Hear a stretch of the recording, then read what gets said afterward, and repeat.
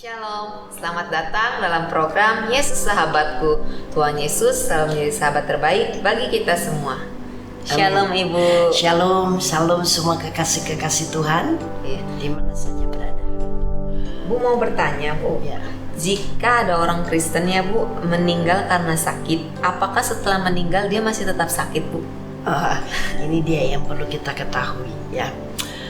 Sebetulnya kalau anak Allah atau orang Kristen itu sakit, selama sakit didoakan dengan iman, dengan segenap hati ya, dengan urapan kuasa Roh Kudus bisa mengalami kesembuhan secara mujizat ataupun bertahap. Kan kesembuhan ada yang bertahap, ada yang mujizat gitu. Semua tergantung dari iman kita, iman yang sakit atau keluarganya, dan urapan yang dalam diri kita. Dan yang ketiga, kehendak Tuhan ada yang lain nggak selain itu, atau memang udah selesai waktunya, udah selesai masa hidupnya. Nah, kalau kita mendoakan bisa terjadi seperti itu. Tapi seandainya pun ketika kemudian meninggal secara fisik kelihatannya masih sakit, tapi ingat ketika ada di dunia ini ada yang mendoakan secara kontinu dan konsisten ya, dengan mengandalkan urapan, dengan hati yang tulus, dengan iman, dengan kasih. Itu tidak pernah sia-sia. Ketika didoakan sembuh dalam nama Yesus, sembuh, hatinya penuh dengan sukacita, damai sejahtera, semangatnya ada, tubuhnya sehat, segar, kuat, padahal secara alam materi kenyataannya dia masih terbaring, mungkin terbaring lemah di atas ranjangnya. Tapi ketika terus ada yang mendoakan seperti itu, dan dia pada akhirnya sudah harus meninggal karena sudah selesai waktunya, kemudian meninggal, doa itu terjadi di alam roh. Orang itu ternyata mengalami seperti apa yang kita katakan dalam doa, sembuh secara fisik, sembuh secara jiwa, sembuh. Tidak ada ikatan, karena kita mengatakan dalam nama Yesus tidak ada ikatan yang menghambat dia. Dalam nama Yesus, entah ikatan masa lalunya karena dulu pernah ke orang-orang pintar, peramal, atau hal-hal yang lain yang mengikat dia. Nah, ketika kita lepaskan di dunia, terlepas di alam roh.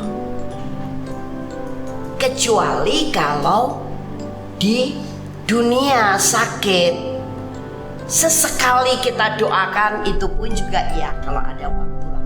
Atau barangkali malah tidak ada mendoakan karena mungkin keluarganya ya udahlah, udah sakit ya, terus doanya gimana, atau aduh saya nggak punya waktu, atau ada kemalasan. Ada juga loh orang keseng kayak gitu, keluarganya udah sakit, antepkan wilah cek orang Sunda biarin aja lah ya, kalau udah saatnya meninggal ya udahlah meninggal. Adalah hal yang begitu.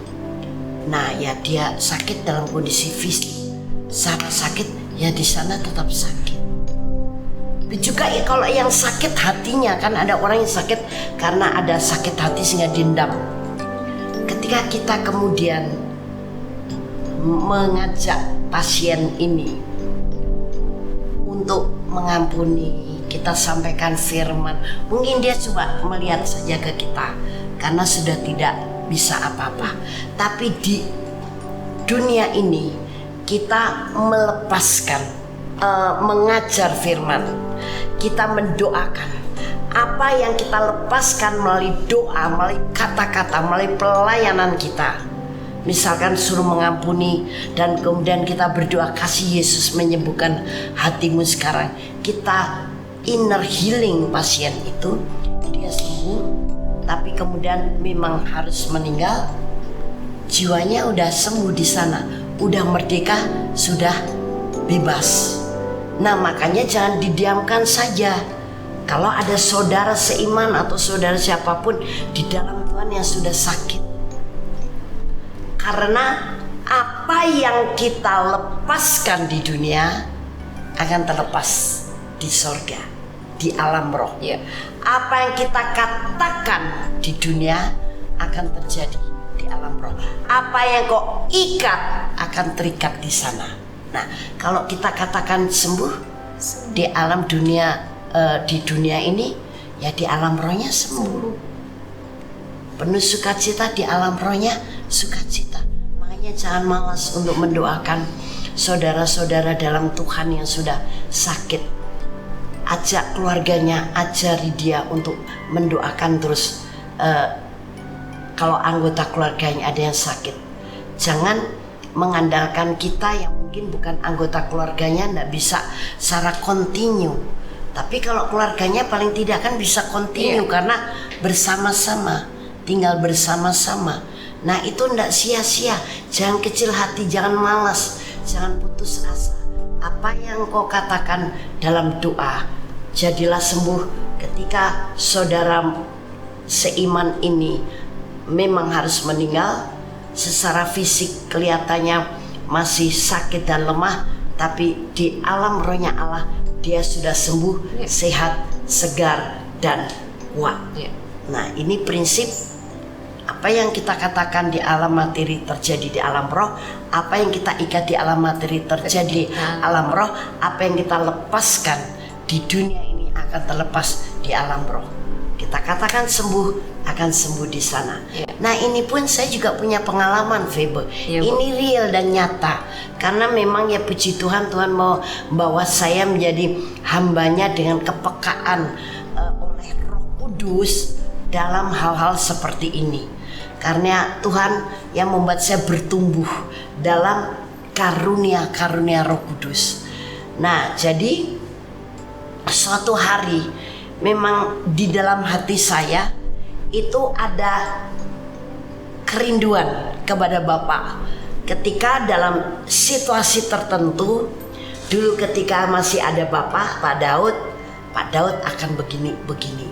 Sekarang ketika nggak ada, akhirnya aku menghadapi juga tantangan, menghadapi nggak bisa seperti dulu. Misalkan saya perlu sesuatu, harus pergi ke satu tempat. Bapak dengan ringan hati ini yang sederhana yang saya saksikan ya, akan menolong saya kalau sedang tidak pergi pelayanan ke pedalaman.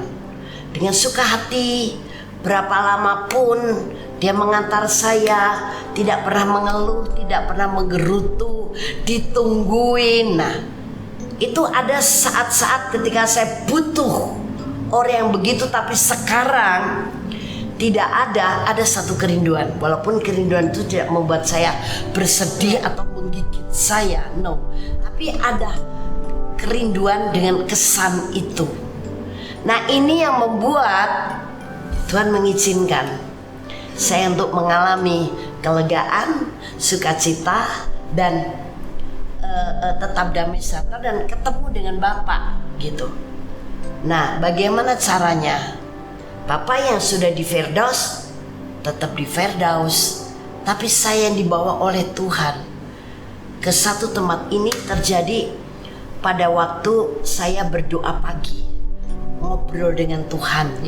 Biasa saya selalu ngobrol dengan Tuhan pagi hari, sampai aneh juga mendapatkan rema yang saya sharekan ke beberapa saudara seiman yang menginginkannya. Dan saat itulah, ini bukan mimpi ya, ini memang hal seperti itu saya sering alami dengan Tuhan. Saya melihat saya berada dalam satu ruangan, Feb. Ruangan itu saya tidak bisa ukur berapa luas, berapa tingginya, tapi bagus sekali, nyaman, dan spirit saya merasa dan berkata, indah sekali tempat ini. Dan luar biasa cemerlangnya, sepertinya tidak ada tembok tapi hanya kaca, sehingga saya bisa melihat apa yang terjadi atau apa yang ada di luar ruangan yang luasnya tidak bisa saya katakan seberapa, karena begitu luas. Dan yang saya lihat di luar sana itu pun tidak kalah indahnya, Febe, dengan apa yang ada di dalam. Wow, sampai saya berkata sendiri, aku belum pernah lihat yang pemandangan kayak begini nih. Wah, kok luar biasa nih di luar ruangan ini ya. Dan saya senang sekali menikmati, sehingga saya joy, sukacita, dan saya berglori. Artinya saya memuji-muji Tuhan. Aduh, terima kasih saya diberi kesempatan lihat hal ini. Tapi saat itu saya belum sadar saya sebetulnya ada di mana. Terus kemudian tiba-tiba di depan saya ada Bapak. Tapi Bapak yang seperti apa? Bapak yang ketika meninggal rohnya keluar dari tubuhnya. Tubuhnya dalam keadaan tergolek di atas tempat tidur karena kemunduran kekuatan dan sebagainya. Yang rambut sudah putih, tubuh sudah lebih kurus, dan tidak sesigap dahulu gerakannya yang hanya bisa tertidur. Apakah seperti itu? No. Tapi Bapak yang sehat, kuat, perkasa, dan kamu juga kenalkan dengan Bapak Gembala. Kamu juga. Nah, di mana Bapak itu dulu badannya begitu sterk, kekar, karena senang berolahraga pada waktu mudanya. Tinggi, besar, rambut masih hitam, kumis juga masih tebal dan hitam. Dan memang senang tertawa kalau muji Tuhan, senang nari-nari, tidak malu di hadapan jemaat dan sebagainya. Dan di situ menjumpai saya persis di depan saya dengan tertawa lebar, ciri-ciri khas tertawanya Pak Daud. Giginya kelihatan semuanya dan mukanya cerah ceria. Saya kaget, loh, Mas Daud ada di sini. Dia tertawa, Mas Daud, apa kabar? Dia tertawa lagi, tambah sukacita, tertawanya tambah riang. Terus saya akhirnya bilang, Mas Daud, jangan cuma tertawa saja, please bicara sama saya, bicaralah sama saya. Tapi pada tetap hanya tertawa dan tubuhnya, wow. Saya masih ingat ketika Bapak dalam kondisi yang seperti itu. Ya, kami sudah menikah 46 tahun. Jadi sudah paham betul yang tidak ada kelemahan ataupun tidak ada hal-hal yang menyedihkan.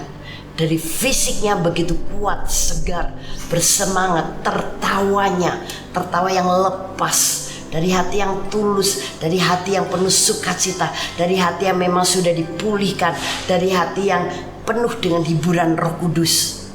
Nah, jadi tetap hanya tertawa. Akhirnya saya sadar, oh, saya ada di kamar saya. Baru Roh Kudus menyabarkan, kamu tadi sebetulnya kemana? Kamu yang pergi ke Firdaus. Sekarang udah ketemu suamimu kan?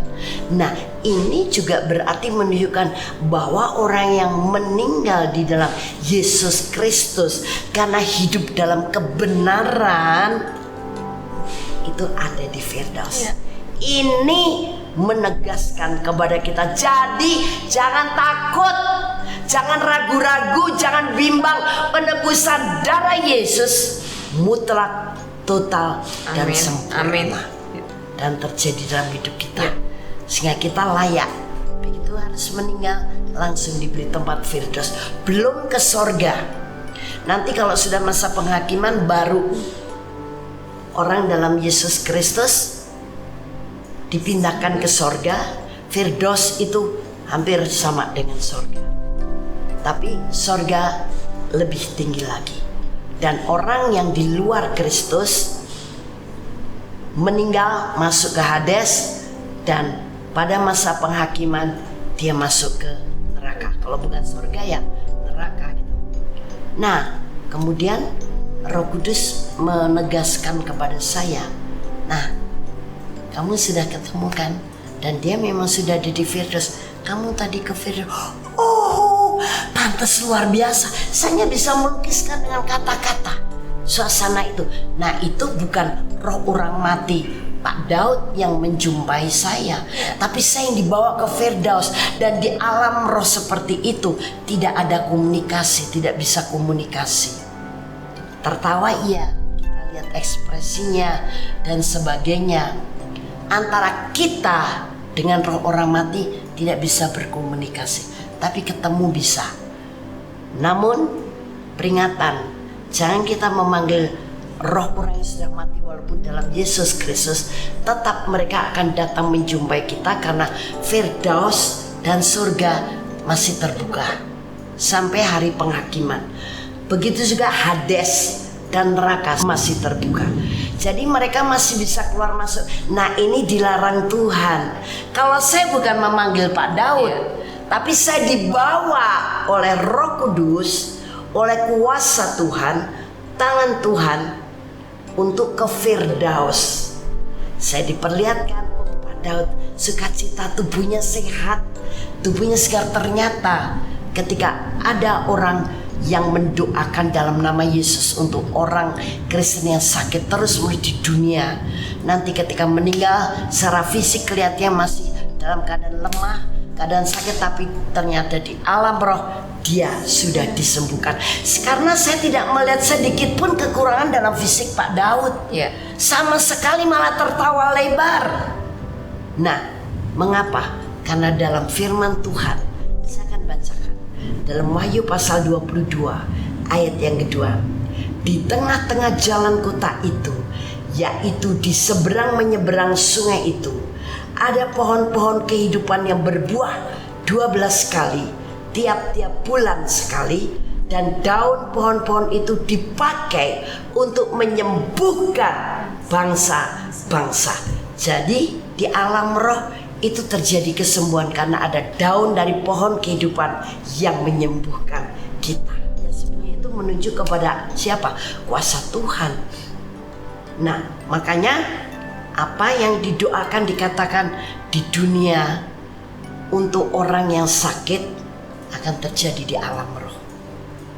Kalau kita mendoakan terus sembuh, sembuh, sembuh, terlepas dari segala ikatan bukan dari Allah, kemudian dia meninggal, dia akan sembuh betul-betul seperti yang terjadi dengan Pak Daud.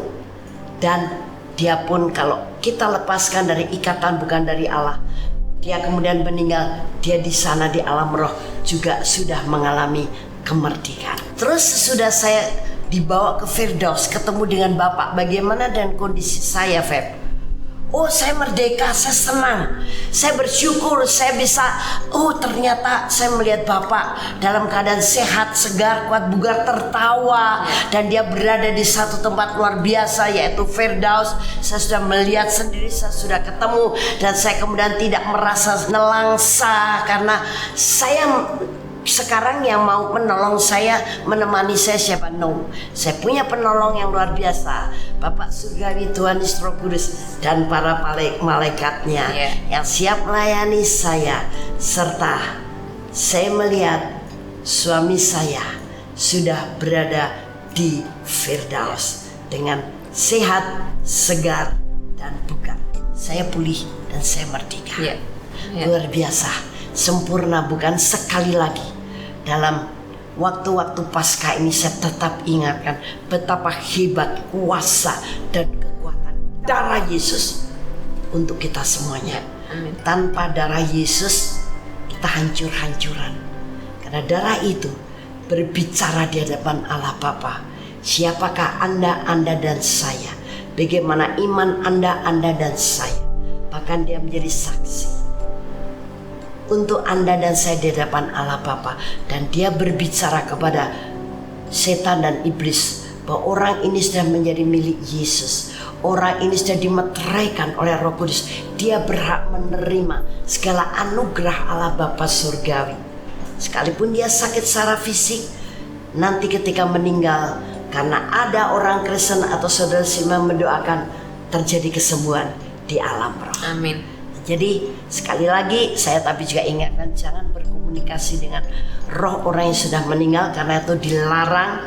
Tapi sekali lagi juga saya tegaskan, saya bukan sengaja mengundang Pak Daud, tapi saya rohnya dibawa ke Firdaus, di mana orang percaya seperti Pak Daud, Anda dan saya kelak ketika meninggal langsung ada di Firdaus. Amin. Sampai hari penghakiman baru kita ke surga. Apalagi kita memanggil-manggil namanya tidak perlu, karena itu akan menjadikan jalinan ikatan batin lagi.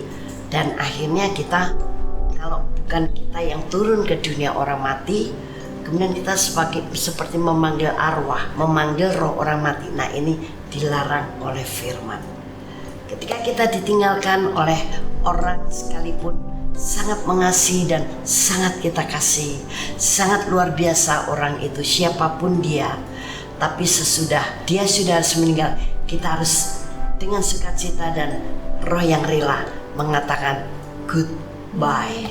Kalau memang saudara-saudari kita itu sudah meninggal, itu sudah bagian dia dengan Tuhan. Bagian kita sekarang yang ditinggalkan, tetap bersukacita dan teruskan jalani kehidupan ini, tetap hidup dalam pimpinan Roh Kudus dan kebenaran. Amin. Suatu saat kita juga mengalami yang sama, tapi jangan takut. Kita sudah mendapat jaminan yang tepat. Amin. Dari penebusan darah Yesus. Amin. Amin. Tuhan Yesus memberkati. Yuk kita doakan orang-orang Kristen. Haleluya, amin, amin, amin. Yes. Kami saat ini berdoa untuk saudara-saudari kami di dalam Tuhan Yesus yang kehilangan saudara atau saudari atau orang dikasihnya. Kau tak perlu sedih kalau saudara atau saudari yang engkau kasih atau yang mengasihimu meninggalkan engkau untuk selama-lamanya. Dia tidak kemana-mana, tapi dia sudah mendapat tempat Firdaus namanya. Dan kalau dia meninggal secara fisik kondisinya seperti masih sakit, tapi di alam roh ketika memang kamu sudah mendoakannya ketika dia masih ada. Ketika sudah mati kita tak perlu mendoakannya lagi.